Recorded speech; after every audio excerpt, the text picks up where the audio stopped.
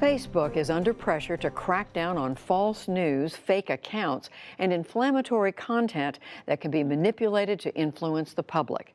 This week, the social media giant announced that it deleted 865 million posts in the first 3 months of this year. Most of it was spam. The company also quickly disabled more than 500 million fake accounts. But that isn't everything.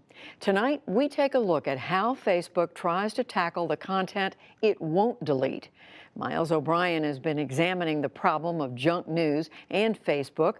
For the record, the NewsHour has partnered with Facebook on projects in the past. This is the last report in a special series that's part of our weekly look at the leading edge of science and technology.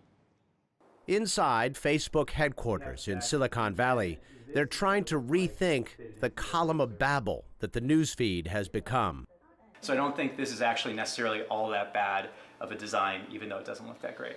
Here, they are trying to figure out how to rate the quality of the news we like and share, more clearly identify the source, offer users some context, and make sure the cream rises to the top of the feed while the junk sits at the bottom.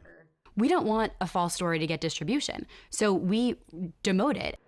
Tessa Lyons is product manager of Newsfeed Integrity. She works with two competing goals in mind: keep the platform free and open to a broad spectrum of ideas and opinions, and reduce the spread of misinformation. Why not just delete it? Well, it's an interesting question, and I think, look, there's real tension here. We believe that we are not arbiters of truth and that people don't want us to be arbiters of truth. And we also believe that censoring and fully removing information unless it violates our community standards is not the expectation from our community. So we work to reduce the damage that it can do and ensure that when it is seen, it's surrounded by additional context.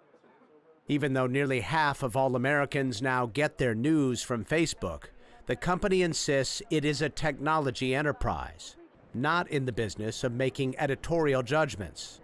So they are outsourcing the work. The most clear-cut problem: content that is demonstrably false. To grapple with that, they have turned to 20 third-party fact-checkers globally, including one of the Internet's original arbiters of fact from fiction, Snopes.com. We caught up with managing editor Brooke Binkowski, a former newspaper and radio reporter. She works at home and at a neighborhood coffee shop in San Diego. And is this a typical day? Busy day? Yeah, okay. This is a busier than normal day, but lately... Facebook reached out to Snopes to be among its outside fact-checkers in 2016. It's gone from probably 8-hour days for all of us to more like 12, 15-hour days now, because there's just so much to tackle, and we all are true believers, basically. We all think that it's important what we're doing. Facebook says when a story is debunked by fact-checkers, it reduces its reach by 80%. But Binkowski remains skeptical. I still am not convinced that it's making a huge difference. Part of the problem? Old-fashioned shoe-leather reporting, making calls to sources, doing the research, sometimes even taking a trip to a real library, takes time. Mark Twain famously said, "What is it? A lie can travel halfway around the world while the truth is still putting on its shoes." I think it's gotten so bad now that a lie can travel like 3 times around the world, completely change, affect the perspectives and the votes of thousands of people, and wreak havoc all over the place while the truth is still kind of getting out of bed. It's just happened much faster, and it's overwhelming. At Facebook, they are keenly aware of this, but they see no easy fix, either from humans or machines. Is it possible to match the rate at which people use the product? If we're always waiting for individual facts to be reviewed, that's going to be slow in each case. But by working with the fact checkers, if we're able to understand the pages, the domains who repeatedly spread this type of information, then there's more work that we can do upstream to stop it earlier. They are also looking upstream for spammers who create content that is factually correct, but misleading, incomplete, or polarizing. It's often called clickbait. To try and defend against this, Facebook is using an artificial intelligence technique called machine learning classification. The idea? Feed the computer reams of clickbait examples so it can find patterns and learn how to spot this material and send it to the bottom of the newsfeed. So with artificial intelligence, you can make the algorithm smart enough to identify what is clickbait from a spammer. This is using a machine learning classifier in order to help us scale this problem, because at 2 billion people, we want to ensure that our solutions don't require individual manual review, but rather that they can scale across the platform.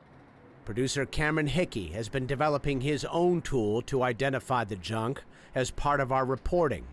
In doing so, he has seen the limits of machine learning and the persistence of the adversary.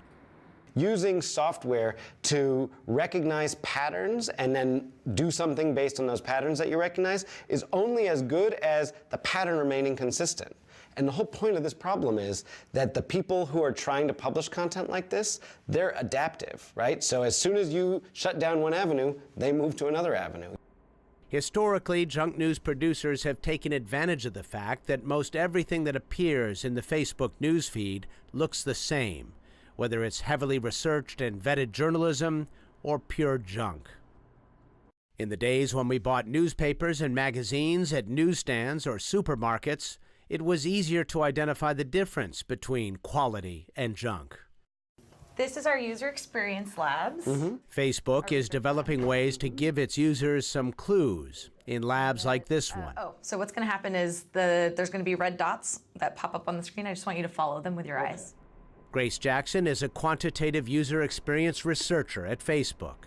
She is showing me how she tracks eye movements as a user reads a newsfeed.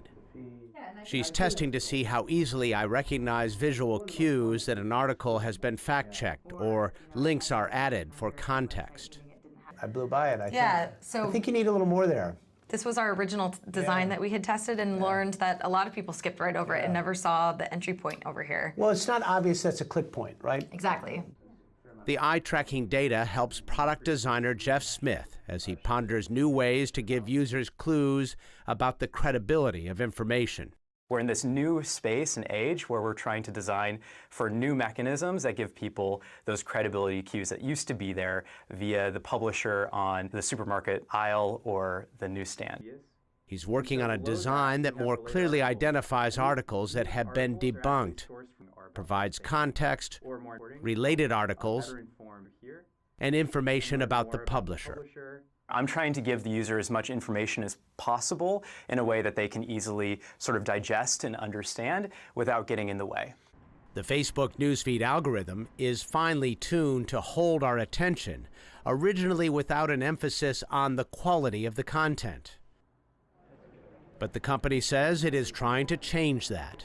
We want to make sure that the news people see is high quality, and we didn't have that stance before, and so it's a pretty radical departure in terms of the way that we've been thinking about news, and I think a really worthwhile one. Alex Hardiman is the director of products for news. She is leading Facebook's effort to identify news sources that are credible, trustworthy, and authentic. They are turning to their users for the answer, asking them to rate news sources they trust and feeding those rankings into the newsfeed algorithm to determine what sources should rise to the top. With so many people getting their news from Facebook, why don't you have a newsroom? Because for us, thinking through what quality means doesn't require us to have a newsroom. We're really trying to make sure that we pull in great information from publishers and from the people who use Facebook to make these decisions. But if given the choice, will users of Facebook choose quality over junk? The hyper-partisan content publisher we found in California, Cyrus Masumi, is skeptical. They aren't New York Times readers necessarily. Like maybe some of them are, but the majority of them just want a 250 to 350 word article, which will sort of like, get them a little bit fired up. And the numbers back him up. His Truth Examiner page has 3.8 million fans, and the stories he publishes generate a much higher rate of likes and shares than the New York Times and the Washington Post. Nobody wants to read that stuff when they're on their phone, which is what everybody's doing when they're on Facebook. Like nobody pulls out their phone and goes like, aha, I'd love to read this 5,000 word profile of the endangered giraffe in the Congo. As long as users continue to like and share junk news, should Facebook redefine its role as a publisher?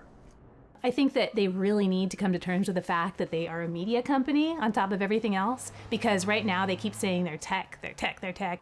they're trying to avoid it all coming crashing down when they finally say we're media, because then all those questions will come. Well, why didn't you do this? Why didn't you do it that way? Why didn't you listen to this? Is it time for the company to take a little more responsibility about what is in the news feed, what is on the trending stories, in an active editorial way?